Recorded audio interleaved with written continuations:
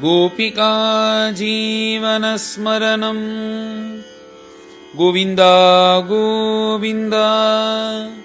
सद्गुरु विठलदास महाराज की जय। கபிலவாசுதேவன் தேவகூதி அம்மாவுக்கு உபதேசம் பண்ணிட்டு வரார். இப்படி பண்ணிட்டு வரும்போது நிறையா விதமாக உபதேசம் பண்ணிட்டு வரார். பக்தி மார்க்கம் யோக மார்க்கத்தை பிரதானமாக வச்சுன்னு சொல்லிட்டு வரார். ஆனால் இவர் நிறையா சொன்னது எந்த விஷயம்னா யோக மார்க்கத்தை பற்றி தான். அப்படி யோக மார்க்கத்தை ஞான வைராக்கியத்தை பரிபூர்ணமாக சொல்லக்கூடிய அத்தியாயம் அப்படின்னு பார்த்தா இந்த 28வது அத்தியாயம். இதில் இன்னொரு விசேஷம் என்னன்னா, தன் சொரூபத்தை பகவான் தானே வர்ணிச்சிக்கிறதும் இந்த அத்தியாயத்தில் வருது. இது எல்லாத்தையும் கலந்து மேலே நம்ம அந்த விஷயத்தையும் கேட்போம், பாராயணமும் பண்ணுவோம். அப்பேற்பட்ட பிரபு மேலே இந்த யோக மார்க்கத்தை வர்ணிக்கிறாராம். யமம் நியமம் ஆசனம் பிராணாயாமம் பிரத்யாகாரம் தாரண தியானம் சமாதின்னு இந்த அஷ்டாங்க யோகம் லோகத்துக்கே அபயம் கொடுத்து பகவான் கிட்ட நம்மளை அழைத்து செல்லக்கூடிய யோகமானது கபிலவாசுதேவனால் இந்த அத்தியாயத்தில் சொல்லப்பட்டது. யோகஸ்ய லக்ஷணம் வக்ஷே அப்படின்னு இந்த யோக மார்க்கம் தான் சரியான மார்க்கம்னு சொல்கிறேன். உன்னுடைய சத்பதம் நல்ல மார்க்கத்தில் உன்னை அழிச்சுன்னு போகக்கூடியது இந்த யோக மார்க்கம். சமத்துவம் யோகம் உச்சத்தைன்னு சொல்லும்போது, யோகத்தை பற்றி சொல்லும்போது நீ அதிகமாகவும் இருக்கக்கூடாது கம்மியாகவும் இருக்கக்கூடாதுன்னு அழகாக சொல்லித்தர. நீ அதிகப்படியாக சாப்பிட்டாலும் தப்பு, பட்னி போட்டாலும் தப்பு, அதிகப்படியாக தூங்கினாலும் தப்பு, தூங்காமல் இருக்கிறதும் தப்பு, அதிகப்படியாக சம்பாதிச்சாலும் தப்பு, குறைச்சலாக சம்பாதிச்சாலும் தப்பு. எல்லாமே பேலன்ஸாக இருந்தால் தானே அது கரெக்டாக நகர்றது. நம்ம உடம்பே அப்படி தானே இருக்குது. ஹீமோகுளோபின் 20 இருந்தாலும் பிரச்சனை தான், ஹீமோகுளோபின் 7-8ன்னு கம்மியானாலும் பிரச்சனை தான். அந்த மாதிரி சமத்துவமாக இருக்கிறது தானே இது. அதை தான் யோகம்னு சொல்கிறார். சமத்துவம் யோகம் உச்சியதேன்னு இப்படி ஆரம்பிச்சுட்டு முதல்ல என்ன சொல்கிறாருன்னா, சுதர்மாச்சரணம் சக்தியா. முதல்ல எடுத்த உடனே உன்னுடைய சுதர்மம்னு இருக்கே அனுஷ்டானங்கள் இத்தியாதிகள் எல்லாமே இதை சக்தியானுசாரம் பண்ணு அப்படின்னு சொல்லித்தர. நீ பண்ணக்கூடிய இந்த சுதர்மத்தினால யாரும் ஹிம்சை அடையக்கூடாது, அது முதல்ல தெரிஞ்சுக்கோ. நீ அனுஷ்டானம் பண்ணுறேன் அதை பண்ணுறேன் இதை பண்ணுறேன்னு இருக்கிறவா எல்லாரையும் கஷ்டப்படுத்தாத. ஆனால் ஓரளவுக்கு கஷ்டப்படுத்தினா தான் நடத்தும். அதுக்காக எல்லாருக்கும் சிரமம்னு விட்டுடக்கூடாது. எல்லாத்துக்குமே ஒரு சமத்துவம் இருக்குது, அது வழியும் பாரு. அதுக்கு மேலே எல்லாரையும் சிரமப்படுத்தாத. அதனால நம்மளுக்கு ஒரு கொஞ்சம் ரிலீஸ் பண்ணி விடுறாராம். சுதர்மாச்சரணம் சக்தியான்னு சக்தியானுசாரம் இடத்துக்கு ஏற்றது போல நீ பண்ணு அப்படின்னு சொல்கிறார். இப்படி சுதர்மத்தை சொல்லிட்டு விதர்மாச்ச நிவர்த்தனம், நீ எதெல்லாம் பண்ணக்கூடாதுன்னு சொல்லியிருக்கோ அதை வேணா பரவாயில்லப்பா இன்னைக்கு 2 நாளைக்கு 2ன்னு விடுன்னு சொல்லவே இல்லையா, அடியோட விட்டுறணும்ன்றார். விதர்மாச்ச நிவர்த்தனம்னு அதை அடியோட விட்டுறணும். உன் சுதர்மத்தை உன்னால் முடிஞ்ச அளவுக்கு விடாமல் பண்ணிட்டு வா, அதுதான் உனக்கு க்ஷேமத்தை கொடுக்கும்னு இப்படி ஆரம்பிக்கிறார் உபதேசத்தை. அடுத்தது ஒன்று சொல்கிறார், தெய்வால்லப்தேன சந்தோஷா அப்படின்னு. இது நம்ம எல்லாரும் உருவப்படும். இப்போது நம்மளுக்கு எல்லோருக்கும் நல்ல காலமும் வருது, கெட்ட காலமும் வருது. கெட்ட காலம் வரும்போது நான் இத்தனை பண்ணனே உனக்கு கருணை இல்லையான்னு கத்துறோம். நல்ல காலம் வரும்போது சௌக்கியமாக அனுபவிக்கிறோம். இப்படி இருக்கக்கூடாதுன்னு சொல்கிறேன். தெய்வால்லப்தேன சந்தோஷா, எது நடந்தாலும் பிரபு இன்னைக்கு நம்மளுக்கு இதை சங்கல்பிச்சிருக்கார் அப்படின்னு இருக்கணும். இப்படி தான் எல்லா மகான்கள் நிறையா பேர் எழுதியிருக்கா. சாவதாமாலின்னு ஒருத்தர் எழுதியிருக்கார், தேவட்டேவிலே தைசேரகாவே. இதெல்லாத்தையும் வச்சுருந்தா அவள் எழுதியிருக்கா போல இருக்கு. பகவான் ஒன்று எப்படி வச்சிருக்காரோ அதில் சந்தோஷப்படு. ஒரு நாளைக்கு அவர் என்ன சொல்கிறாருன்னா, ஒரு நாளைக்கு பகவான் என்னை யானை மேலே அழிச்சுன்னு போகிறார், ஒரு நாளைக்கு பல்லாக்கில் அழிச்சுன்னு போகிறார், ஒரு நாளைக்கு நடத்தி அழிச்சுன்னு போகிறார். அதனால் ஏன்னா இப்படி மாறி மாறி தான் இந்த உலகத்தில் நடக்கும். அதனால் பல்லாக்கில் அழிச்சுன்னு போனாலும் பகவத் கிருப்பைன்னு நினச்சிக்கோ, யானை மேலே போனாலும் பகவத் கிருப்பைன்னு நினச்சிக்கோ, விமானத்தில் போனாலும் பகவத் கிருப்பைன்னு நினச்சிக்கோ, ஒன்றுமே இல்லாமல் செருப்பு இல்லாமல் வெயிலில் நடந்து போனாலும் பகவத் கிருப்பைன்னு நினச்சிக்கோ. அப்போ பகவானை வெய்யாத அப்படின்னு தெய்வால்லப்தேன சந்தோஷா. எது உனக்கு நடந்தாலும் இது பகவானுடைய சங்கல்பம், அதனால தான் நடக்கிறது. நம்ம பிராரப்த கர்மா நம்மளுடைய கர்மான்னு நினச்சிட்டு நம்ம இருந்துட்டோம்னா எதுலேயுமே நம்ம அடப்படாதபடிக்கு அந்த தாபமோ கஷ்டமோ நம்மளை பாதிக்காது. அப்படி இருக்கிறதுக்கு நம்மளுக்கு சொல்லித்தராராம், எல்லாம் பகவத் சங்கல்பம், பகவான் கொடுத்ததை வச்சுன்னு சந்தோஷமாக இருக்கணும்னு சொல்லி கொடுக்குறார். ஆத்மவித் சரணாச்சனம்னு நீ முதல்ல இந்த சரீரத்துக்கு சம்பந்தப்பட்டவன் கிடையாது, இப்படியே உழண்டுண்டே இருக்காத. இதில் ஆத்மவிதா இரு. உன் ஆத்மா வேற நீ வேற. இந்த ஆத்மான்றது அந்த பரமாத்மாவோட சேர்றதுக்காக வந்தது. இந்த சரீரமும் ஆத்மாவும் ஒன்றும் கிடையாதுன்னு பிரித்து பார்க்க ஆரம்பிக்கணுமா. அப்போ தான் இதில் பிரயத்னப்படும் போது நம்மளுக்கு உபயோகமாக இருக்கும். என்ன யோக மார்க்கமே சொல்லும்போது இப்போ செய்யக்கூடாததெல்லாம் செஞ்சுட்டு அப்புறம் இந்த யோகம் பண்ணேன்னா உனக்கு பிரயோஜனமே படாது. எப்படின்னா இப்போ உங்களுக்கு புரிகிற மாதிரி சொல்லணும்னா, இது பெரிய நல்லையா குருநாதர் கூட இந்த உபமானம் சொல்லியிருக்கார். என்னென்னா இப்போ வண்டி ஓட்டுறோம், வண்டி ஓட்டும்போது ஆக்சிலேட்டர்னு ஒன்று இருக்குது, அதை அழுத்தினோன்னா வண்டி போகும், பிரேக்குன்னா வண்டி நிற்கும். இந்த யோக மார்க்கம் என்னென்னா எல்லாத்தையும் பிரேக் போடுறது. இப்போ நாம் என்ன பண்ணுறோம், ஆக்சிலேட்டர் வேணுன்னா ஆக்சிலேட்டர் அழுத்துறோம், பிரேக் வேணுன்னா பிரேக் அழுத்துறோம். இது இப்படி தான் இருக்கணும். அது இல்லாதபடிக்கு யோக மார்க்கத்திலிருந்து செய்யக்கூடாதெல்லாம் செஞ்சேன்னா ஆக்சிலேட்டரையும் அழுத்திண்டு பிரேக்கையும் அடித்துட்டேன்னா என்ன, அதனால் எந்த பிரயோஜனம் கிடையாது, வண்டியும் வீணாக போயிடும், நீ சொல்கிற மாதிரி வண்டியும் போகாது. அந்த மாதிரி யோக மார்க்கத்தில் எதெல்லாம் செய்யக்கூடாதுனாலும் அதை விட்டுறணும், எதெல்லாம் செய்யணும்னு சொல்கிறாலோ செய்யணும், ஆத்மவித்தாக இருக்கணும்னு சொல்கிறார். அடுத்தது அழகாக உபதேசம் பண்ணுறார், கிராமிய தர்ம நிவர்த்திச்ச மோட்ச தர்ம ரதிஸ்தா. இந்த கிராமிய தர்மம்னா என்னென்னா, என்ன நல்லா இருக்கியா, சௌக்கியமாக இருக்கியா, சாப்பிட்டியா, நேற்றுக்கு என்ன சமைச்சேன், இங்கேருந்து ஃபோன் பண்ணி என்ன வத்த குழம்பு நல்லா இருந்ததா, அந்த ரெசிபி அனுப்பு நான் பண்ணுறேன், இந்த மாதிரி என்ன எவ்வளோ வாங்கினேன், எவ்வளோ சேர்த்த, எவ்வளோ உங்கள் பணம் போட்டேன், எந்த நகை வாங்கினேன்னு இந்த மாதிரி விஷயத்தை தவிர வேறு ஏதாவது பேசுகிறாலோ, இந்த மாதிரி பேச வந்தாலே தலையாட்டிட்டு கிளம்பிடு. இந்த மாதிரி கிராமிய தர்மங்களை எல்லாத்தையும் விட்டுடு. சரீரத்தை பார்த்துக்கிறது, இதுக்கு போஷணம் பண்ணுறது, இதுக்கு சேர்த்து வைக்கிறது, மேலே மேலே சொத்து சேர்க்கறதுன்னு இது எல்லாத்தையும் விட்டுட்டு மோட்ச தர்ம ரதிஸ்ததா, பகவானை போய் அடையறதுக்கு எந்த வழி இருக்கோ அதை தீவிரமாக தேட ஆரம்பி. அப்போ தான் நீ இந்த உலகத்திலேருந்து வெளில வர முடியும்.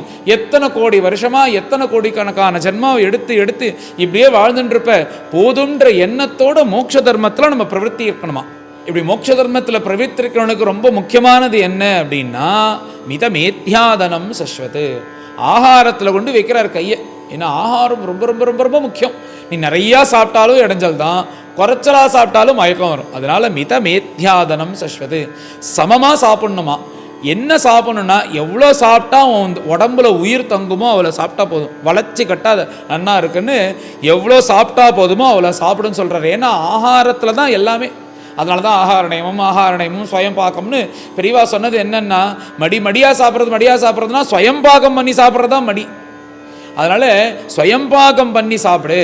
ஸ்வயம் பாகம் பண்ணி சாப்பிடும்போது நீ சமைக்கிறதுனால குறைச்சலாக சமைப்பேன், இன்னொருத்தர் சமைச்சாதான் நிறைய ஐட்டம் பண்ணுன்னுவேன். அதனால் நீயே சமைக்கும் போது உனக்கு அலுப்பாக இருக்கும், குறைச்சலாக தான் சமைப்பேன். ஏதோ இன்றைக்கி இவ்வளோ பசிக்க அடங்கினா போதும்னு இப்படி சாப்பிட ஆரம்பிப்போம், நம்ம ஒரு டிசிப்ளைனுக்கு வருவோம். அதனால தான் பெரியவாலாம் மகாபெரிவாலும் ஸ்வயம்பாகம் பண்ணி சாப்பிடணும்னு சொன்னது. அதனால் மித மேத்யாதனம் சஸ்வத்துன்னு சாப்பாடில் கொண்டு வைக்கிறார். ஒன்று சரீர ஜீவன் தங்குறதுக்கு எவ்வளோ ஆகாரம் வேணுமோ அவ்வளோ சாப்பிடு. அடுத்தது ஒரு விஷயம் சொல்கிறாராம், விவிக்த க்ஷேம சேவனம். அழகான விஷயம் என்னென்னா, நீ இப்படியே கஜ கஜ கஜ கஜ கஜ கஜன்னு எல்லாருக்கூடையும் சிரிச்சு சிரிச்சு பேசிட்டு குடும்பத்தில் இருந்துட்டே இருக்காதப்பா. இப்படி இருந்துட்டே இருந்தன்னா அஜ்ஞானத்தில் வீணா போயிடுவேன். எப்பயாவது உனக்கு எப்பப்பெல்லாம் சமயம் கிடைக்கிறதோ யாருக்குமே சம்பந்தப்படாமல் ஒரு இடத்துக்கு போயிடு. உன் காரியத்தை முழுக்க நீ தான் பார்த்துக்கணும், யாரும் உனக்கு உபகாரம் பண்ணக்கூடாது. அப்படி இருந்துட்டு நீ பகவானை பற்றி யோசிக்கணும், உன்னை பற்றி யோசிக்கணும்.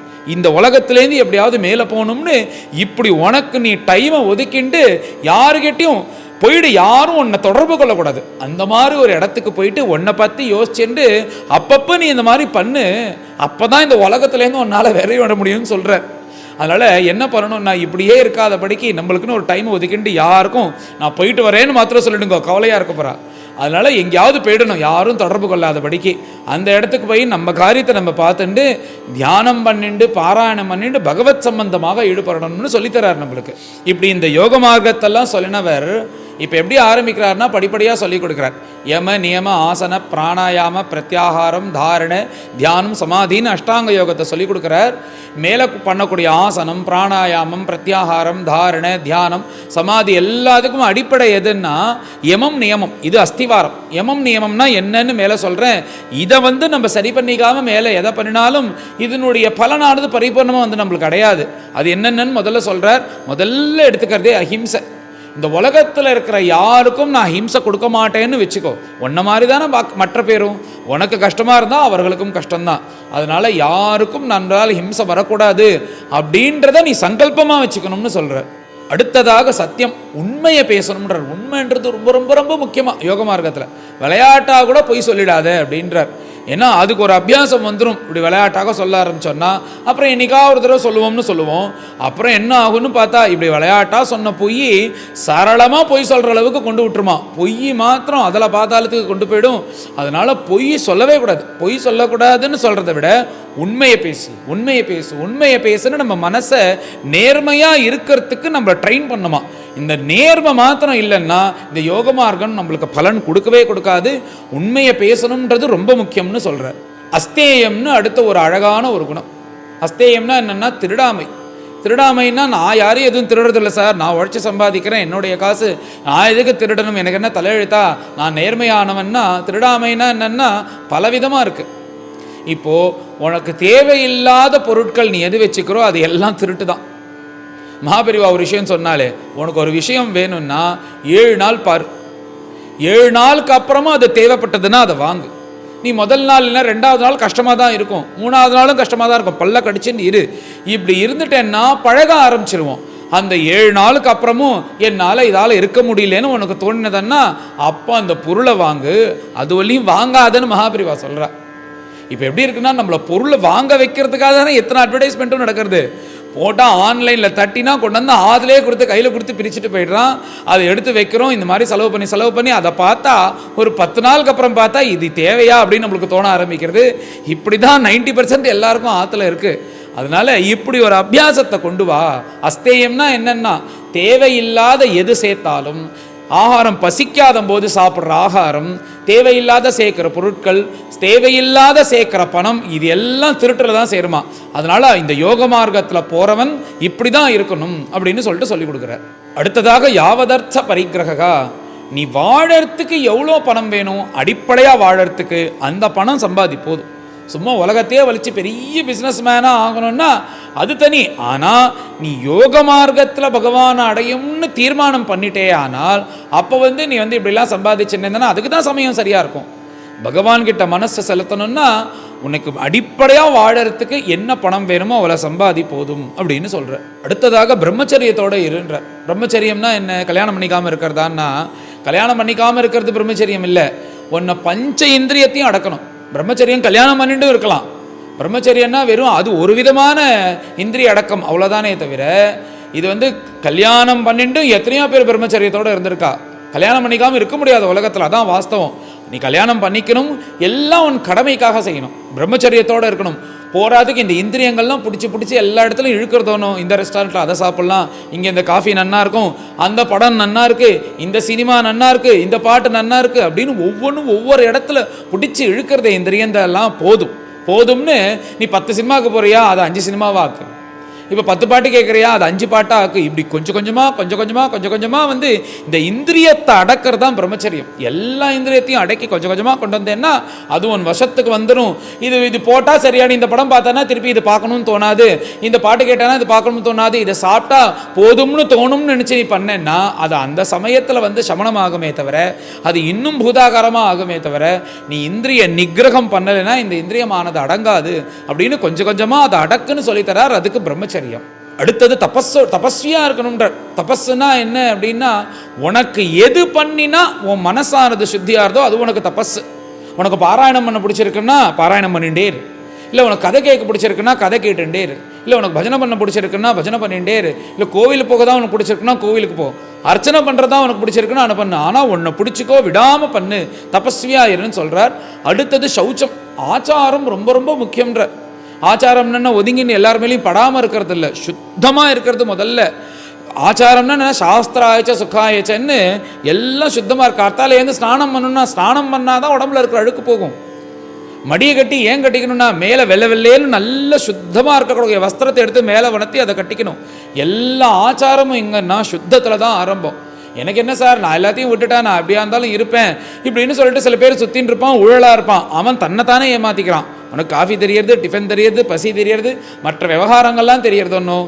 அப்போ நீ சுத்தமாக இருந்தால் ஆகணும். இப்போ நீ ஞானியாக ஆகலை, ஞானியாக ஆனதுக்கப்புறம் இப்படி வேணாலும் இருக்கலாம். ஆனால் எல்லாம் தெரியும் போது சுத்தமாக இருந்தால் ஆகணும். இந்த வெளியில் சுத்தமாக இருக்க தான் மனசு சுத்தமாக ஆக ஆரம்பிக்குமா. அதனால சௌச்சம் ஆச்சாரம் ரொம்ப முக்கியம்னு சொல்கிற. அடுத்ததாக சுவாத்தியாயம் இருக்கக்கூடிய வேதம், வேதோக்தமாக இருக்கக்கூடிய தர்மங்கள், வேதத்தினுடைய அர்த்தம், இது எல்லாத்தையும் எல்லாரும் தெரிஞ்சுட்டு வேதம் எப்படி சொல்லியிருக்கோம் அப்படி நம்ம வாழ்க்கையை நடத்தணும் அப்படின்னு சொல்லி கொடுக்குறார். அடுத்ததாக ரொம்ப ரொம்ப ரொம்ப முக்கியமான விஷயம், மௌனமாக இரு அப்படின்ற. இந்த மௌனமாக இருந்தாலே பாதி ப்ராப்ளம் சால்வ். இந்த மௌனத்தை நம்ம அனுஷ்டானம் பண்ணாததுனால தான் நிறைய பிரச்சனைகள் வருது உலகத்தில். கோபத்தில் ஏதாவது கத்திடுறோம், அதனால அதை சரி பண்ண வேண்டியிருக்கு, எத்தனையோ ப்ராப்ளங்கள் வருது. இது எல்லாத்துக்கும் என்ன ஒரே வழின்னா மௌனத்தை போடு. 10 கேள்வி கேட்டேன்னா 2 கேள்வி பதில் சொல்லு.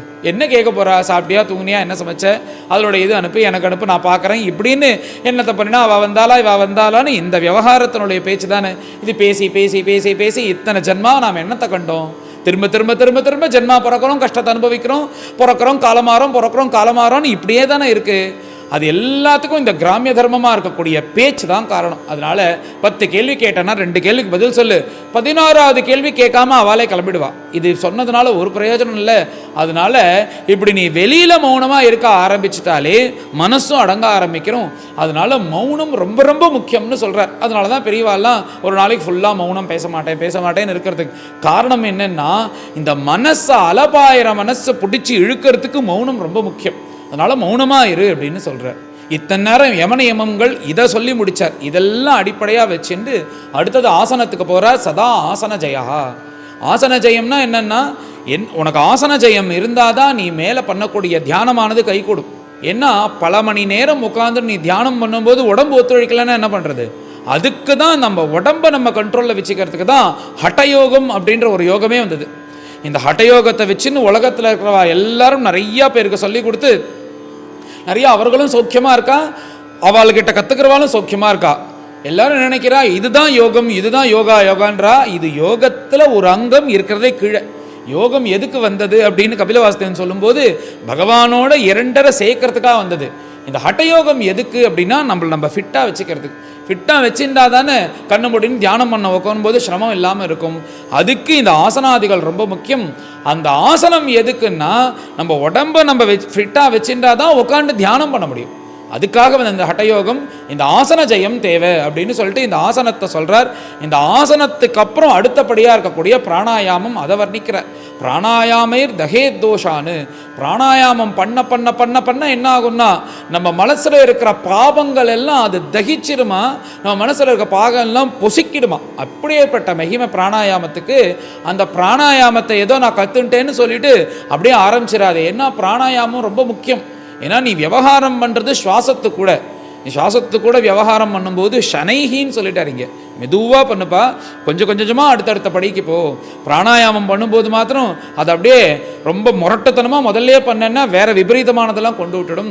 அதனால பிராணாயாமம் பண்ணும்போது நீ ஜாகிரதையாக ஷனைஹி மெதுவாக ஒருத்தரட்ட தெரிஞ்சுட்டு ஆரம்பிக்கணும்.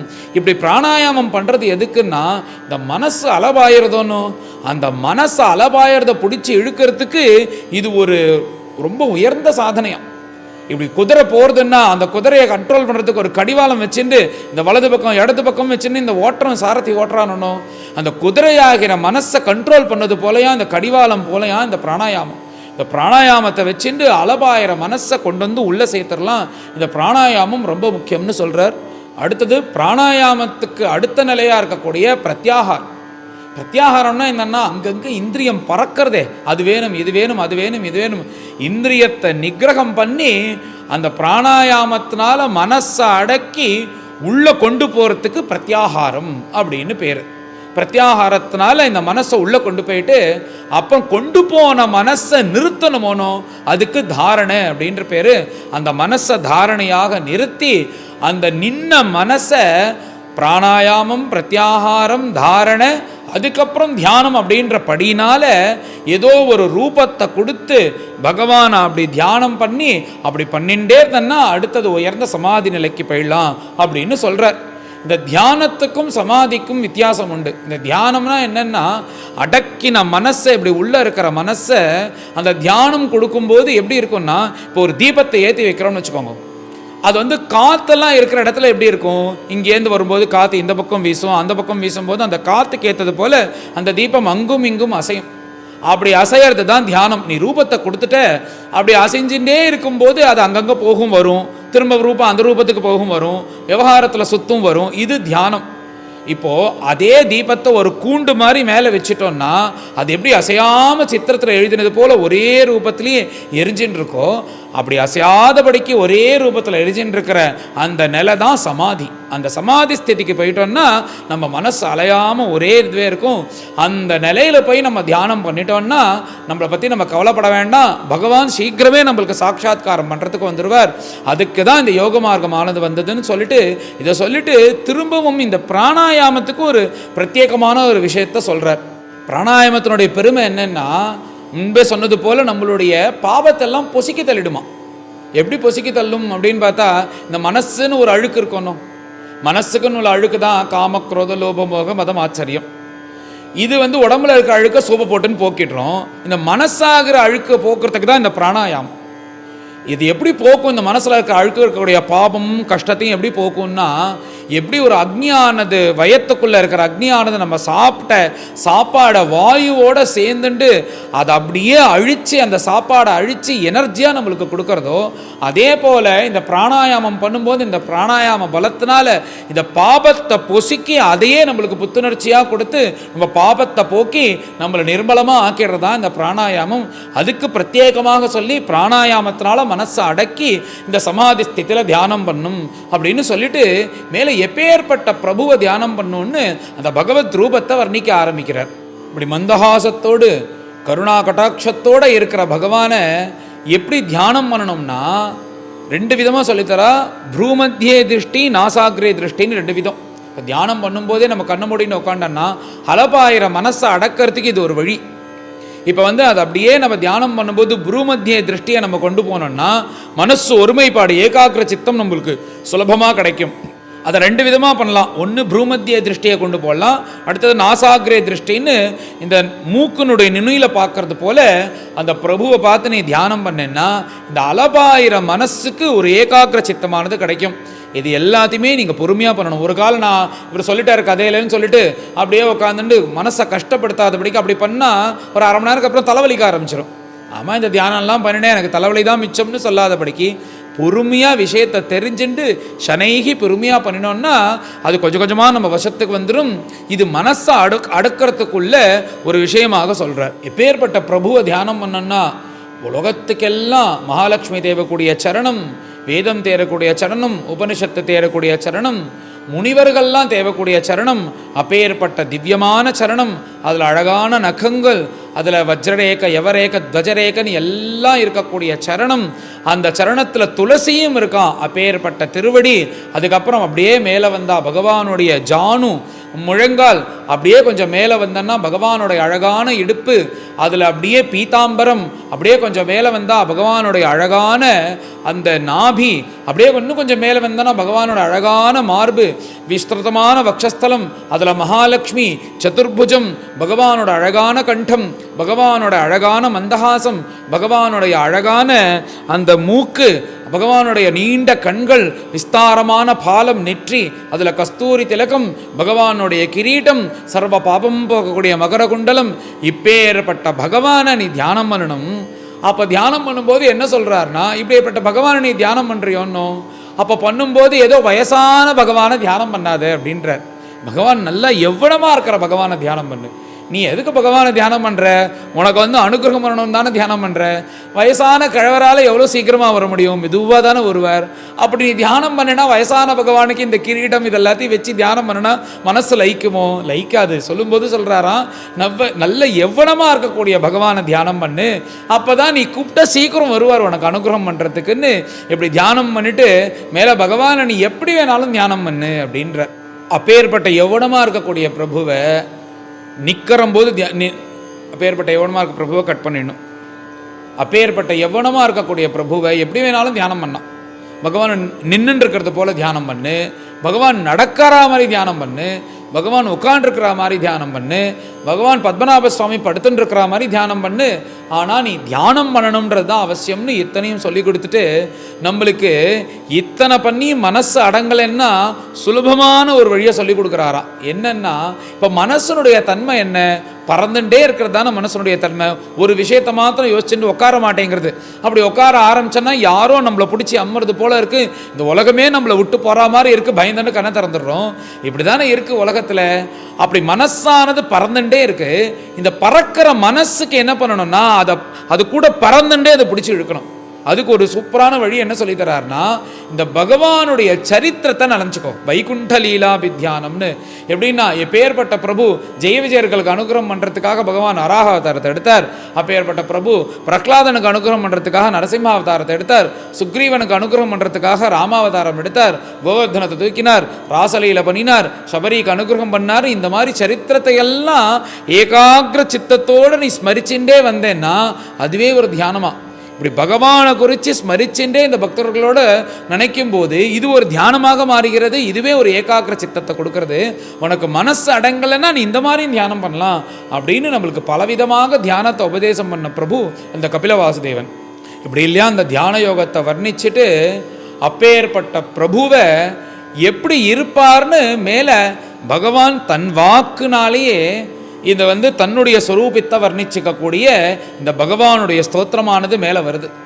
ஏன்னா வைகுண்டவாசியாக இருக்க பிரபு கர்தம பிரஜாபதிக்கும் தேவகூதிக்கும் தானே ஆசைப்பட்டு பிறந்து இப்போ தேவகி அம்மாவுக்கு உபதேசம் பண்ணும்போது நீ யாரை தெரியுமாம்மா தியானம் பண்ணும், நீ அதை பண்ணணுமா இதை பண்ணணுமான்னு யோசிக்காத, மேலே நான் ஒரு வர்ணனை வர்ணிக்கிறேன், இந்த வர்ணனையை வச்சுன்னு நீ தியானம் பண்ணு, இது பண்ணினாலே போதும், நீ கரையறிடலான்னு அம்மாவுக்கு சொல்லி கொடுக்குறாராம். அம்மாவுக்கு சொல்வது போல நம்மளுக்கு சொல்கிறார்.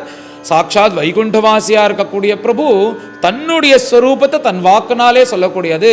அதான் இந்த ஸ்தோத்திரத்தினுடைய பெருமை. ஏன்னா இந்த பாகவத்தை ஆரம்பிக்கும் போது என்ன பண்ணுவா பெரியவான்னா, ஒன்று தசமஸ்கந்தத்தில் 21வது அத்தியாயமாக இருக்கக்கூடிய வேணுகீதத்தை சொல்லி தருவா, இல்லைன்னா ஆரம்பித்து வைக்கிறத இந்த சஞ்சிந்தையே பகவத சரணாரவிந்தம் அப்படின்னு இந்த பகவானை குறித்து வர்ணிக்கிறத ஏதாவது ஒன்றை வச்சுன்னா பெரியவாள்லாம் ஆரம்பித்து வைப்பா. நம்ம சேங்காலிபுரம் பத்ததியில் இது அப்படி உயர்ந்த ஸ்தோத்திரம். இந்த நித்திய பாராயணத்தில் நம்ம இது கூட வச்சுக்கலாம், மேலே அது கூட நம்ம போடப்படும்.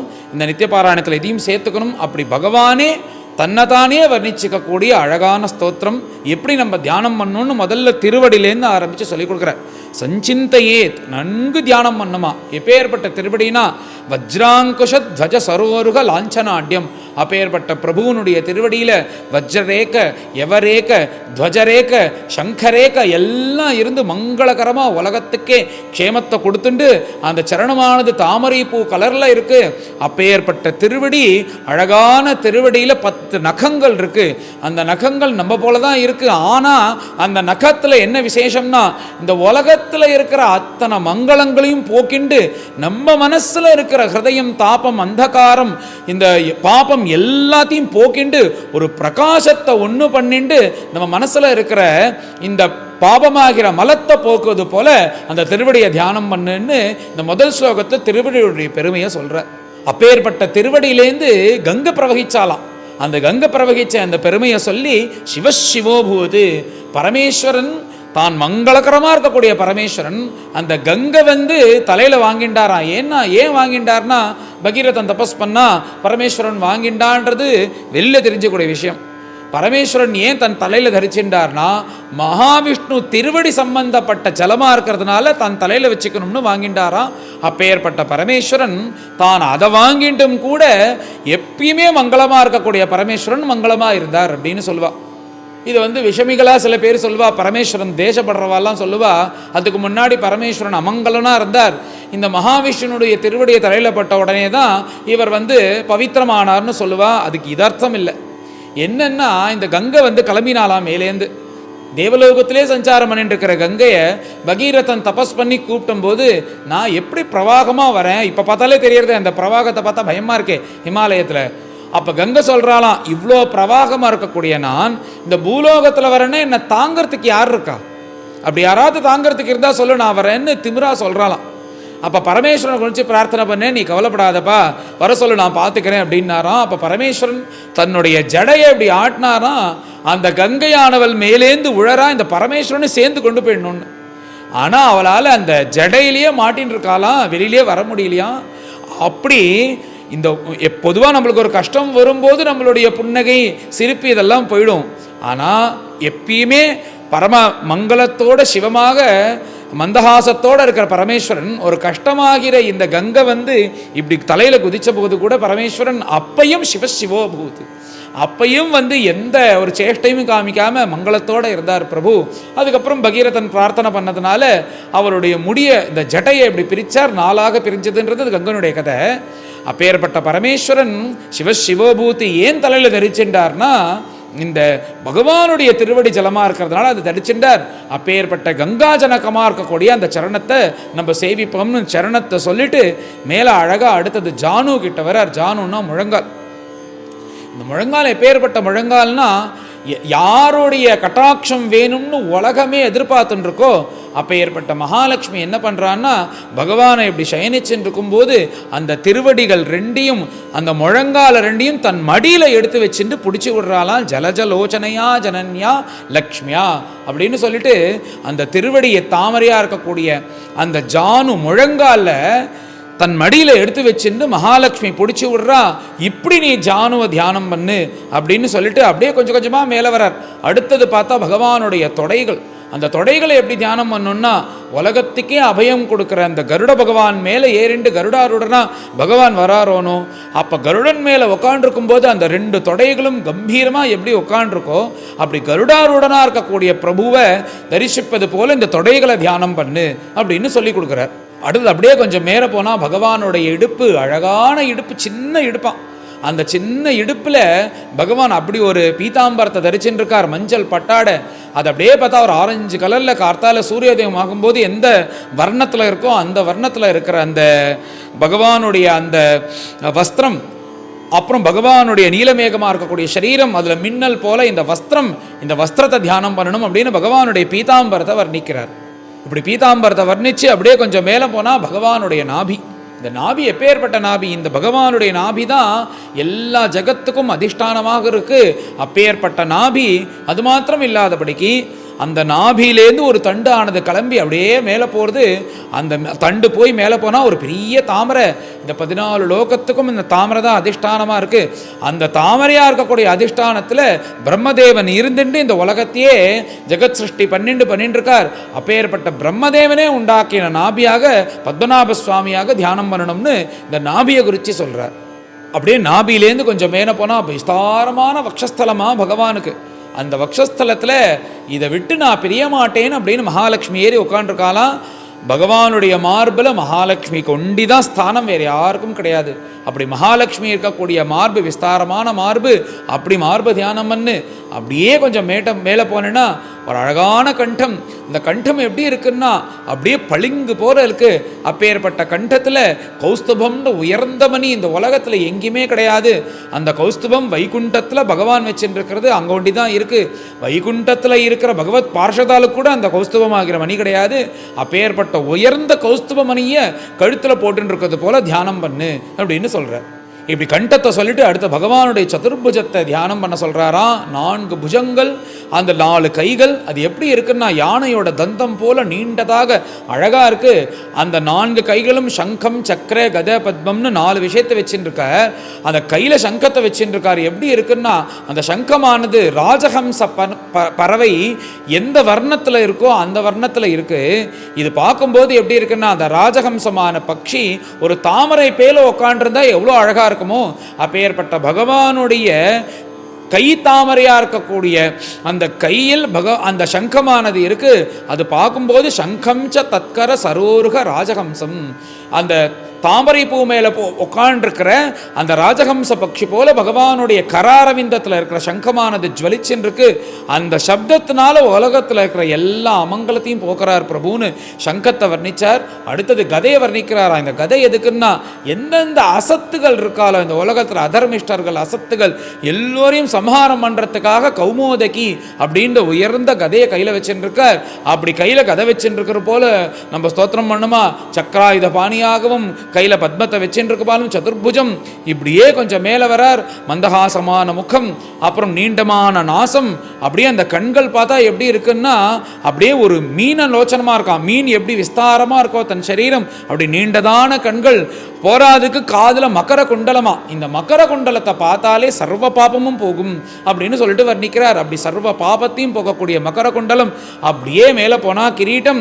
இப்படி அப்படி அப்படி சர்வாலங்கார பூஷிதனாக இருக்கக்கூடிய இப்பேற்பட்ட பகவானை நீ தியானம் பண்ணினேன்னா உன் மனசில் இருக்கிற எல்லா பாபமும் நசிச்சு இந்த யோக மார்க்கத்தினால இப்பேற்பட்ட பிரபுவை தியானம் பண்ணினேன்னா நீ பகவானோட 2.5 சேர்ந்துடலான்னு இந்த யோக மார்க்கத்தில் உள்ள பகவத் தியானத்தை தேவகூதி அம்மாவுக்கு உபதேசம் பண்ணுறார். இப்பேற்பட்ட பகவானை, இந்த பகவான் சொன்னது போல் நீ அனவிரதமும் ஏகாகிர சித்தத்தோட தியானம் பண்ணிட்டேன்னா என்ன ஆகும்னா, அப்படியே திடீர்னு பார்த்தா உடம்புல ரோமாஞ்சம் ஏற்படும், கண்லேருந்து தார தாரையாக ஜலம் வரும். இந்த அனுபவம் எல்லோருக்கும் அப்பப்போ வரும். அப்பப்போ இந்த அனுபவம் வரும். அந்த ஒரு செகண்ட் வரத்துக்கே நம்ம பல நாள் கதைகள் கேட்க வேண்டியிருக்கு. இப்படி வரும்போது அது எவ்வளோ ஆனந்தகரமாக இருக்குது. இந்த ஆனந்தகரமான இந்த அனுபவத்தை நீ 24 மணி நேரமும் 365 நாளும் இதை நீ அனுபவிக்கிறதாம்மா பகவத் அனுபவம். இப்படி நீ தியானம் பண்ண ஆரம்பிச்சிட்டேன்னா அப்படியே கொஞ்சம் கொஞ்சமாக ஒரு யோகியானவன் அந்த நிலைக்கு அனவரதமும் போயிடுவான். அப்பேற்பட்ட அந்த யோகியானவன் எப்படி இருப்பான் அந்த சமாதி ஸ்திதியிலன்னு வர்ணிக்கிறார். தேகம்ச நஸ்வரம் அவஸ்திதம் உத்திதம் வா.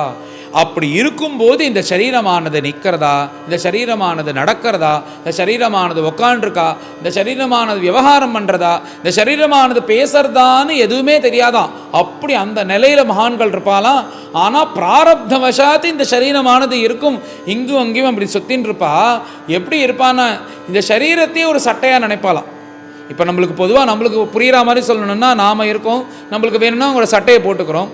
அந்த சட்டையை போட்டுன்னு இருக்கும்போது வேண்டாத போது தூக்கி எரிச்சிடுறோம். அந்த சட்டை வேற நாம வேறேன்ற எண்ணம் நம்மளுக்கு எப்பயுமே இருக்கணும். இந்த சட்டை வேற நாம வேற, இந்த சட்டை நம்மளுக்கு வேணுங்கும் போது பிரயோஜனமாக இருக்குது, அது பிரயோஜனம் ஆனதுக்கப்புறம் அதை தூக்கி போட்டுடுறோம். எப்படி நம்மளுக்கு இந்த சட்டை வேற இந்த சரீரம் வேற, இதுவும் நானும் ஒன்றும் கிடையாது அப்படின்ற ஒரு எண்ணம் நம்மளுக்கு இருக்கோ, அதே மாதிரி மகான்களுக்கு இந்த ஆத்மா வேற இந்த சரீரம் வேறன்னு நினைப்பா. இந்த சரீரத்தையே ஒரு சட்டையை தான் நினைப்பா அப்படின்னு சொல்கிறாராம். அப்படி சொல்லிட்டு ஒரு உதாரணத்தை சொல்கிறார். என்ன சொல்கிறாருன்னா, மதிரா மதாந்தாக, எல்லாருக்கும் புரியது போல சொல்கிறார். இது உபமானம் பார்த்தா ஹீனமாக இருக்கும். பொதுவாக உதாகரணன்றது எதுக்கு, நம்மளுக்கு புரியறதுக்காக சொல்கிறது தான் உதாகரணை. அதனால் நம்மளுக்கு புரியணும்னா, நம்மளுக்கு பிரம்மானுபவம் ஆத்மானுபூத்தின்னு சொன்னால் யாருக்கு புரியுறது? அதனால் புரியறது போல் சொல்லணும்னா, நல்ல குடிகாரன் குடிச்சிட்டான்.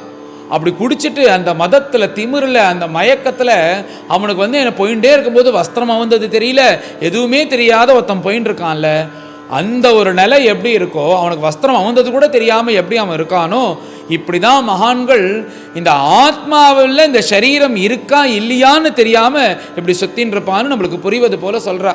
புரியறது எதுக்குன்னா, இந்த மாதிரி சொன்னால் தான் நம்மளுக்கு புரியும். அப்படி புரியறதுக்காக சொல்கிறான், மகான்கள் அந்த பிரம்மானுபவத்தில் இருந்துன்னு இருக்கும்போது இந்த சரீரம் இருக்கா இல்லையா, இந்த சரீரம் என்ன விவகாரம் பண்ணுறது, இந்த சரீரத்தின் இப்போ சாப்பிட்றதா தூங்குறதான்னு எதுவும் தெரியாதபடிக்கு இந்த உலகத்தில் இருந்தாலும் பிரம்மானுபவத்திலேயே சுத்தின்னு இருப்பா.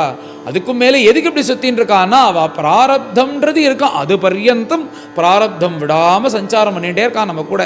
அந்த பிராரப்தம் முடிகிற பர்யந்தம் இவ சஞ்சாரம் பண்ணுவா. நம்மளுடைய பாக்கியம் அந்த பிராரப்தம் முடியாததுனால இந்த மாதிரி மகான்கள் நம்ம கண்ணில் படுறா. இல்லைன்னா ஏது நம்மளுக்கு கண்ணில் பட போகிறா, பகவானோட 2 கலந்துட போகிறா. சுகாச்சாரியாளுக்கு அந்த பிராரப்தம் இருந்ததுனால தானே அது பர்யந்தம் இந்த உலகத்தில் சஞ்சாரம் பண்ணினார். இவர் அந்த சரீரம் இருக்கிறதுனால தானே பரீட்சத்துக்கு கதை சொல்கிறார். இந்த மாதிரி சதாசிவ பிரம்மேந்திராளுக்கு அந்த பிராரப்தம் இருந்ததுனால தானே உலகத்தில் சஞ்சாரம் பண்ணார். இந்த பிராரப்தமானது அவர்களுக்கு வேணால் இடைஞ்சலாக இருக்கே தவிர, அப்பேற்பட்ட அவர்களுடைய பிராரப்தமானது நம்மள மாதிரி உள்ளவருக்கு இந்த மகான்களுக்கு பார்க்கக்கூடிய பாக்கியம் அப்படி ஒரு நிலையில் இருக்கிறதுனால தான் அவர்களுக்கு இந்த சரீரம் என்ன பண்ணுறதுன்னு தெரியாது. மேலே ஜடபரதருடைய கதை வரப்போகிறதே, அவர் அந்த அம்பாள் முன்னாடி போய் உட்கார்றார், தலை வெட்டுறதுக்காக கத்தி எடுத்துன்னு வரான், அப்படியே உட்காந்துருக்கார். ஏன்னா இந்த சரீரம் என்னதில்லை அப்படின்னு நினச்சிட்டு இருக்கிறவருக்கு அவருக்கு என்ன தோன்றது தான், எப்பா இது உன்னோடதான் பாருன்னா, இது என்னோடது இல்லைன்னா இதை என்னட்டு வச்சுக்கோன்னா, இல்லாதெல்லாம் என்கிட்ட கொடுக்காத நீயே வச்சுக்கோ நம்ம சொல்லிட்டுறோமோனோ. அந்த மாதிரி இந்த சரீரத்தை வெட்டுறாதுன்னா, வெட்டினா விட்டுட்டு போட்டோம், இது என்னோடது இல்லை, இல்லாததெல்லாம் நம்ம சேர்த்துன்னு வாழ முடியாது, நான் சுத்த ஆத்மஸ்வரூபி அப்படின்ற எண்ணம் வந்ததுனால அந்த மகான்கள் அந்த நிலையில் இருக்கா. அந்த நிலைக்கு இந்த யோகம் இந்த தியானமானது கொண்டு போயிடும். அப்பேற்பட்ட இந்த பகவான் நம்ம அனரவத்தனம் தியானம் பண்ணணும்னு இந்த யோக மார்க்கத்தை தேவகூதி அம்மாவுக்கு இந்த கபில வாசுதேவன் சொல்கிறார். ஒரு ஞானியோட லட்சணத்தை அதுக்கு மேலே ஒன்று சொல்கிறார். என்ன சொல்கிறான்னா, ஒருத்தன் நன்னா தூங்கிட்டு இருக்கான், தூங்கும்போது சொப்னம் பார்த்தா ஏதோ தன்னையே தன் தலையே வெட்டி கொண்டு போகிற மாதிரி, தான் ஏதோ மலையிலேருந்து விழற மாதிரி இப்படிலாம் சொப்னம் வருது. ஆனால் அந்த சொப்ன அவஸ்தையில் பார்த்தா சத்தியம்னு நினச்சேன்னு பயந்துடுறான். அந்த பயத்தில் அப்படி எழுந்துண்டா பார்த்தாச்சே இது சொப்னமா அப்படின்றது ஒன்றும் அந்த மாதிரி நிலையாம். இந்த சொப்னத்தில் இருக்கிறது போல் நாம் இந்த மாயையில் வாழ்ந்துட்டுருக்கோம். ஒருத்தன் வந்து முழிச்சுட்டா இதெல்லாம் அசத்தியம்னு எப்படி ஒருத்தனுக்கு தெரிஞ்சிடுறதோ, பகவத் கிருபையினால இந்த தியானமானது, இந்த ஒரு பகவத் தியானமானது யோகத்தினால பண்ணி அவன் முழிச்சுட்டான்னா அந்த ஸ்வப்னம் எப்படி அசத்தியம்னு தெரியறதோ, இந்த ஜெகத் அசத்தியம்ன்றது இந்த யோகத்தினால அவனுக்கு தெரிஞ்சிருமா. அப்பேற்பட்ட யோக மார்க்கம்னு இந்த யோக மார்க்கத்தினுடைய மகிமையை சொல்லி கொடுக்குறார். இப்படி இவன் இருக்கும்போது இந்த உலகத்திலே இருப்பான், பத்னி புத்திரர்களோடையும் இருப்பான், உலகத்தில் விவகாரமும் பண்ணிட்டு இருப்பான். ஆனால் தான் தனி இது தனி அப்படின்ற ஒரு எண்ணம் அவருக்குள்ளே இருந்துகிட்டே இருக்கும். பார்த்தா நம்மள மாதிரியே இருக்கிற மாதிரி தான் இருப்பா, ஆனால் பார்த்தா அவள் உள்ள மனசு வேற மாதிரி இருக்கும். எப்படின்னு உதாரணம் சொல்லும்போது, இந்த அக்னிக்கு பல ரூபங்கள் இருக்குது. அக்னி எரியும், அக்னி நல்ல சுவாதிஷ்டானமாக இருக்கக்கூடிய அரியானது நல்லா எரியக்கூடிய அக்னி, அது எல்லாருக்கும் தெரியும். ஆனால் அதே அக்னி மேலே ஆகாசத்தில் புகையாக போகிறது, புரியாக தெரிக்கிறது, தணலாக இருக்குது. இப்படி பலவிதமான ரூபம் அக்னி எடுத்துட்டாலும் அதுக்கு அதிஷ்டானமாக இருக்கிறது எதுன்னா நல்லா எரியக்கூட அக்னி. என்னதான் இருந்தாலும் இந்த எரியக்கூட அக்னி வேற, அந்த தணல் அந்த பொறி மேலே இருக்கிற புகையானது வேற. இந்த எரியக்கூடிய அக்னி எப்போ வந்துருத்தோ, இது வந்துருத்துன்னா பாக்கி எல்லாம் அழிஞ்சு போயிடும். அது இருந்ததுன்னா புகைன்றது எரியும் போது இருக்காது. அது மேலே இந்த அக்னியானது எங்கே மறையிறதோ அங்கே தானே புகை இருக்கும். அது மாதிரி இந்த அக்னி ஒன்று வியாபிச்சிருத்துன்னா பாக்கி எல்லாம் எப்படி போயிடுமோ அதே மாதிரி இவர்கள் ஆத்மாராமர்கள் இந்த சம்சாரத்தில் வாழ்ந்துட்டு இருந்தாலும் இவர்கள் ஆத்மஸ்வரூபமாக மாறுறதுனால இவர் இருக்கல் போல இருக்கும். இந்த ஆத்மஸ்வரூபத்தை தெரிஞ்சுட்டான்னா இது வேற அது வேறையா இருந்துருவார்கள். அவைகள் இருந்தாலும் கூட தான் வேற அது வேறன்னு இருந்துட்டு இது வந்ததுக்கப்புறம் இதுக்கு தான் முக்கியத்துவம் கொடுப்பா அப்படின்னு ஒரு அழகான உதாரணத்தை சொல்கிறார். இப்படி எல்லாத்தையும் சொல்லிட்டு கடைசியாக என்ன சொல்கிறாருன்னா, சர்வத்திர நான் இருக்கேன்னு பார்க்க ஆரம்பிமா. இப்படி பார்த்துண்டு இந்த மனசை அடக்கி நான் சொல்லக்கூடிய நான் சொன்ன இந்த விஷயத்தை எல்லாத்தையும் நீ அனுஷ்டானம் பண்ணிண்டு இப்படி பகவத் தியானம் மாத்திரம் நீ பண்ணிட்டு வந்துட்டேன்னா உன் ஜன்மாவை பற்றி நீ கவலைப்பட வேண்டாம், இது எல்லாம் அவனுடைய சங்கல்பத்தினால் நடக்கிறது அப்படின்ற ஒரு விஷயத்தை நீ அனவரத்தமும் மனசில் வச்சுண்டு எல்லாத்தையும் பகவத் ஸ்வரூபமாக பார்த்துண்டு வா அப்படின்னு சொல்லிட்டு அழகான உபதேசம். இந்த உபதேசம்ன்றது இது ரொம்ப பெருசாக தான் சொல்லியிருக்கேன் கொஞ்சம். ஏன்னா இதை எதை விடுறது எதை சொல்கிறதுன்னு தெரியல. இது எல்லாமே நம்மளுக்கு உபயோகமாக இருக்கக்கூடிய விஷயம். இந்த விஷயத்தை இதுக்கு இன்னொரு சந்தர்ப்பத்தில் சொல்லலான்னா நம்ம போகிற போக்கில் இவ்வளோ விஸ்தாரமாகவும் இந்த விஷயத்தை இந்த அத்தியாயத்தில் என்ன சொல்லியிருக்குன்றதை சொல்கிறதுக்கும் அவகாசம் கிடைக்க மாட்டேங்கிறது. அப்பேற்பட்ட ரொம்ப முக்கியமான விஷயம். இப்போ நான் தான் முன்னாடி சொல்லணும், நம்ம வாழ்க்கையில் நம்மளுக்கு எத்தனையோ அப்பப்போ நல்லா இருக்கும்போது சுக்கியமாக இருக்கும், கஷ்டங்கள் வரும்போது என்ன பண்ணுறதுன்னு தெரியாமல் எல்லாரையும் திட்ட ஆரம்பிக்கிறோம், ஃப்ரஸ்ட்ரேஷன் வருது. அந்த மாதிரி சமயத்தில் இந்த மாதிரி அத்தியாயத்தெல்லாம் போட்டு கேட்கணும். அப்போ தான் நம்ம தாபமானது நம்மளை பாதிக்காமல் இருக்கும். இது எல்லாமே பகவத் சங்கல்பம். நம்மளை நம்பியா எல்லாம் நடக்கிறது. நாம் நினச்சிட்டு இருக்கோம் நம்ம குழந்தைகள் நாம தான் காப்பாற்றுறோன்னு, நம்ம அப்பா அம்மா நான் தான் காப்பாற்றுறோன்னு. எதுவுமே இல்லை, எல்லாம் தனக்குத்தானா ஏதோ ஒரு விதமாக இயங்கின்னு இருக்கு. நீ கருவியாக இருக்க அப்படின்ற எண்ணம், வைராக்கியம், அதுக்கப்புறம் பகவான் உன்னை எப்படி வச்சிருக்கானோ அதை பார்த்து நாம் சந்தோஷப்பட்டு அதில் திருப்தியாக இருக்கக்கூடிய எண்ணம். இந்த மாதிரி விஷயங்கள்லாம் இந்த மாதிரி அத்தியாயத்தை அடிக்கடி கேட்கணும். கேட்டதான் வரும். இந்த மாதிரி சமயத்தில் நாம் இந்த மாதிரி அத்தியாயங்களை பாராயணம் பண்ணோன்னா மனசு கஷ்டமாக இருக்கும்போது அந்த கஷ்டமானது நம்மளை பாதிக்காது அப்படின்னு இப்படி ஒரு இந்த அத்தியாயத்தினுடைய இது பாதிக்காதான் பாதிக்குமான்றது இன்றைக்கே எனக்கு ஒரு உதாரணம் தெரிஞ்சிருது. என்னென்னா, இது இவ்வளோ பெரிய உபதேசம், இதை நான் சொல்லின்னு இருக்கேன். இது என்ன எடுத்து இது ரெக்கார்ட் பண்ணுறதுக்கு ரொம்ப மெனக்கட்டு ரெக்கார்ட் பண்ணணும். அப்படி ரெக்கார்ட் பண்ண ஆரம்பித்தா அது ஒரு 1.25 மணி நேரம் வழி ரெக்கார்ட் பண்ணிட்டேன். ரெக்கார்ட் பண்ணதுக்கப்புறம் பார்த்தா அது ஆடியோ ஒழுங்காக வரல. ஆடியோ ஒழுங்காக வரலன்னா 1.5 மணி நேரம் கதை சொல்லிவிட்டு ஆடியோ ஒழுங்காக வரலன்னா எப்படி இருக்கும்? திருப்பி புனச்ச பண்ணணும். இது ஏற்கனவே ஒரு தடவை சொல்லி செகண்ட் டைம் இப்போ நான் சொல்லியிருக்கேன். என்னன்னா, உண்மையாகவே இந்த அத்தியாயம் சொல்லி முடித்ததுனால எனக்கு கோபமே வரல. இத்தனை நேரம் இதை சொல்லிவிட்டு தெய்வால்லப்தேன சந்தோஷகான்னு இதை சொல்லிவிட்டு நாம் கோவப்பட்டா என்னன்னு சுவாபாவிகமாகவே கோபம் வராமல் ஏதோ பகவத் சங்கல்பம் இப்படி நடக்கிறதுன்னு புனச்ச இதை ரெக்கார்ட் பண்ணியிருக்கேன். ஸோ இது என்னுடைய சுவானுபவத்திலேயே இது கொடுத்துருக்கு. அதனால் இதை எல்லோரும் பாராயணம் பண்ணணும், அப்பப்போ இதை அடிக்கடி கேட்கணும். அதே மாதிரி இந்த பகவத் ஸ்தோத்திரத்தையும் நித்திய பாராயணத்தில் வச்சுன்னு இதை பாராயணம் பண்ணிடணும். அழகான ஒரு ஸ்தோத்திரம், அப்பேற்பட்ட அழகான அத்தியாயம். இதை எல்லோரும் கலந்து மேலே பாராயணம் பண்ணி பகவானுடைய கிருபைக்கு பாத்திரமாக ஆகும். அச்ச அஷ்டாவிம்சோऽध्यायः श्रीभगवानुवाच योगस्य लक्षणं वक्ष्ये सबीजस्य नृपात्मजे मनो येनैव विधिना प्रसन्नं याति सत्पथम् स्वधर्माचरणं शक्त्या विधर्माच्च निवर्तनम् दैवाल्लब्धेन सन्तोषः आत्मवित् चरणार्चनम् ग्राम्यधर्मनिवृत्तिश्च मोक्षधर्मरतिस्तथा मितमेध्यादनं शश्वत् विविक्तक्षेमसेवनम् अहिंसा सत्यम् अस्तेयं यावदर्थपरिग्रहः ब्रह्मचर्यं तपःशौचं स्वाध्यायः पुरुषार्चनं मौनं सदा आसनजयः स्थैर्यं प्राणजयः शनैः प्रत्याहारश्च इन्द्रियाणां विषयान् मनसा हृदि स्वधिष्ण्यानामेकदेशे मनसा प्राणधारणम् वैकुण्ठलीलाभिध्यानं समाधानं तथात्मनः एतैरन्यैश्च पथिभिः मनोदुष्टम् असत्पथम् बुद्ध्या युञ्जीतशनकैः जितप्राणो ह्यतन्द्रितः शुचौ देशे प्रतिष्ठाप्य विजितासन आसनम् तस्मिन् स्वस्ति समासीनः ऋजुकायः समभ्यसेत् प्राणस्य शोधयेन् मार्गम् पूरकुम्भकरेचकैः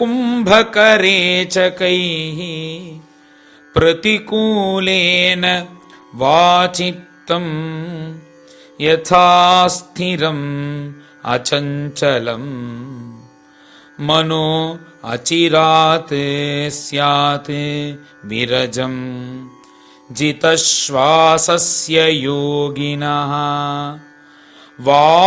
वायुवग्निभ्यां यथा लोहम् ध्मातं त्यजति वैमलात् प्राणायामैः दहेत् दोषान् धारणाभिश्च किल्बिषान् प्रत्याहारेण संसर्गान् ध्यानेन अनीश्वरान् गुणान् यदा मनस्वं विरजम् योगेन सुसमाहितम् काष्ठां भगवतो ध्यायेत् स्वनासाग्रावलोकनः प्रसन्नवदनाम्भोजम् पद्मगर्भारुणीक्षणम् नीलोत्पलदलश्यामम् शङ्खचक्रगदाधरम् लसत्पङ्कजकिञ्जल्क पीतकौशेयवाससम् श्रीवत्सवक्षसम्भ्राजत् कौस्तुभामुक्तकन्धरम् मत्तद्विरेफ कलया परीतं वनमालया परार्ध्यहार वलय किरीटाङ्गदनूपुरम् काञ्चीगुणोल्लसच्छ्रोणिम् हृदयाम्भोजमिष्टरम् दर्शनीयतमं शान्तं मनोनयनवर्धनम् अपीच्यदर्शनं शश्वत् सर्वलोकनमस्कृतम् सन्तं वयसि कैशोरे भृत्यानुग्रहकातरम् कीर्तन्यतीर्थयशसं पुण्यश्लोकयशस्करम् ध्यायेद्देवं समग्राङ्गं यावन्नच्यवते मनः स्थितं व्रजन्तमासीनं शयानं वा गुहाशयं प्रेक्षणीय ईहितं ध्यायेत् शुद्धभावेन चेतसा तस्मिन् लब्धपदं चित्तं सर्वावयवसंस्थितं विलक्ष्यैकत्र संयुज्यात् அங்கே பகவதோ முனிஹி. இந்த எல்லா இடத்துலையும் பகவத் ஸ்வரூபத்தை மகான்கள் வர்ணிப்பா. அது நம்ம பகவத் ஸ்வரூபத்தை வர்ணிக்கிறது நிறைய இடத்துல பாகவதத்திலே இருக்குது. நாரதர் துருவனுக்கு உபதேசம் பண்ணுறார். இந்த மாதிரி நிறைய இடத்துல பகவான் இப்படி தான் இருப்பார், பகவான் இப்படி தான் இருப்பார்னு நிறையா பேர் உபதேசம் பண்ணி மேலே இப்படி தியானம் பண்ணு அப்படின்ற மாதிரிலாம் குரு மூலியமாக உபதேசம் பண்ணுறா, மகான்கள்லாம் பண்ணுறா. இங்கே என்ன இந்த கபிலர் இந்த திருத்தீய ஸ்கந்தத்தில் இந்த கபிலோபதேசத்தில் என்ன ஆச்சரியம்னா, சாக்ஷாத் வைகுண்டவாசியே தான் இங்கே கபிலராக பிறகுறார். அப்பேற்பட்ட கபிலர் அந்த வைகுண்டவாசியாக இருக்கக்கூடிய பிரபுவே தானே தன் ஸ்வரூபம் இப்படி இருக்குன்னு வர்ணிச்சுக்கிறார். இந்த சஞ்சிந்தையேத்துன்னு ஆரம்பித்து இது இது ரொம்ப முக்கியமான ஸ்லோகங்கள். நித்திய பாராயணத்தில் அவளை வச்சுக்க வேண்டியது. இதை பின்னாடி அதுலேயும் சேர்த்துருவோம். அப்படி பகவான் தன்னை பற்றியே இது வர்ணிச்சுக்கக்கூடிய ஸ்லோகங்கள் மிக அருமையானது. பிரபு வைகுண்டவாசியா இருக்க பிரபு தான் இப்படி தான் இருப்பேன் அப்படின்னு தன் அம்மாவுக்கு சொல்லி இப்படி இருக்கிற தன்னை தியானம் பண்ணுன்னு நம்மளுக்கு அனுகிரகம் பண்ணியிருக்கார். அப்பேற்பட்ட இந்த பகவத் ஸ்தோத்திரத்தை, பகவான் தன்னை தானே வர்ணிச்சுக்கிற இந்த ஸ்தோத்திரத்தை மேல எல்லாரும் பாராயணம் பண்ணுவோம். சஞ்சிந்தயேத் பகவதச்சரணாரவிந்தம் வஜ்ராங்குஷ ध्वजसरोरुहलाञ्छनाढ्यम् उक्तुङ्गरक्तविलसत् नखचक्रवाल ज्योत्स्नाभिराहत महत् हृदयान्धकारम् यच्छौच निःसृतसरित् प्रवरोदकेन तीर्थेन मूर्ध्नि अधिकृतेन शिवः शिवोऽभूत् ध्यातुर्मनः शमलशैलनिसृष्टवज्रम् ध्यायेच्चिरम् भगवतश्चरणारविन्दम् जानुद्वयम् जलजलोचनया जनन्या लक्ष्म्याखिलस्य सुरवन्दितया विधातु ऊर्वोर्निधाय करपल्लवरोचिषायत् संलालितं हृदि विभोः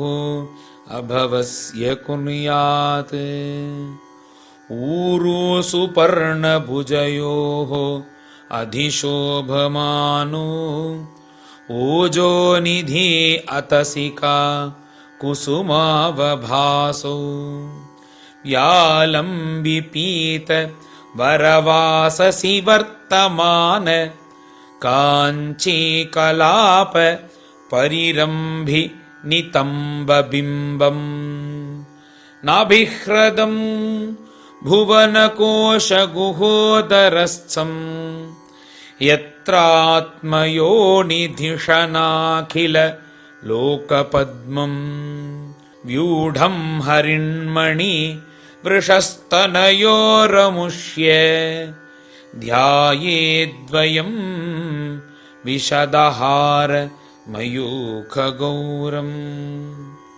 वक्षोधिवासं ऋषभस्य महाविभूतेः पुंसां मनोनयन निर्वृतिमादधानम्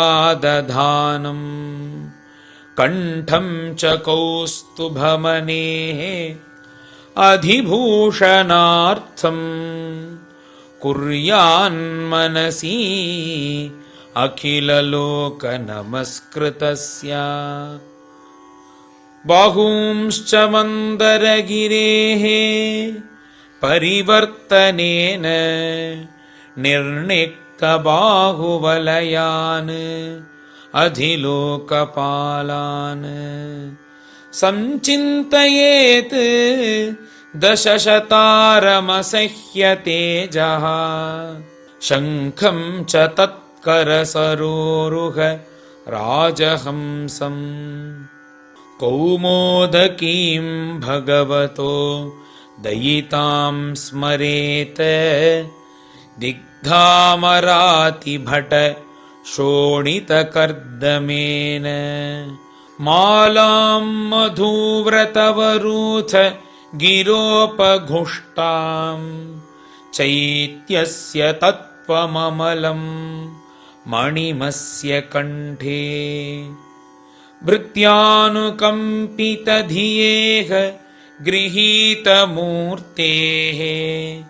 संचिन्तयेत् भगवतो वदनारविन्दम् यद्विस्फुरन् मकरकुण्डलवल्गितेन विद्योतितामल कपोलमुदारनासम् यच्छ्रीनिकेतमलिभिः परिसेव्यमानम् भूत्या स्वया कुटिलकुन्तलवृन्दजुष्टम् मीनद्वयाश्रयम् अधिक्षिपत् अब्जनेत्रम् ध्यायेत् मनोमयम् अतन्द्रित उल्लसद्भ्रू तस्यावलोकमधिकम् कृपयाति घोर तापत्रयोपशमनाय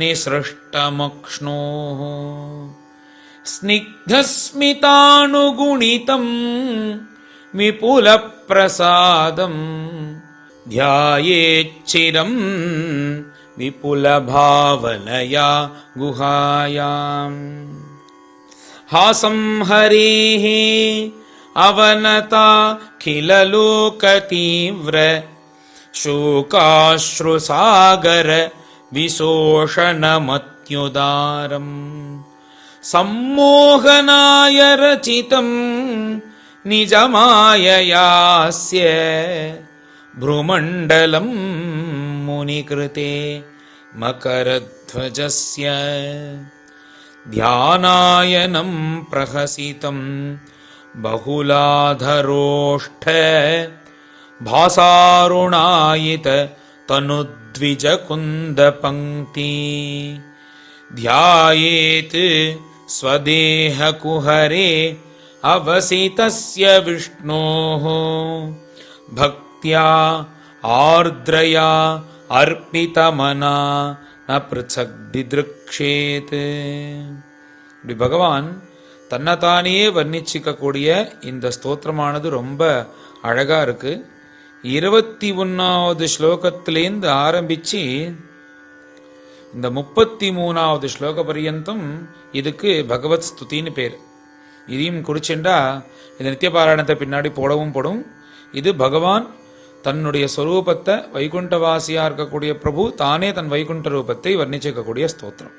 ஏவம் ஹரௌ பகவதி பிரதிலப்த பாவஹ பக்த்யா த்ரவத்ஹ்ருதய உத்புலகஃ பிரமோதாத் ஔத்கண்ഠ்ய பாஷ்பகலயா முஹுரர்த்யமானஹ தச்சாபி சித்தபடிஷம் शनकैर्वियुङ्क्ते मुक्ताश्रयं यर्हि निर्विषयं विरक्त विविक्तम् निर्वाणमृच्छति मनः सहसा यथार्चिः आत्मानमत्र पुरुषः अव्यवधानमेकम्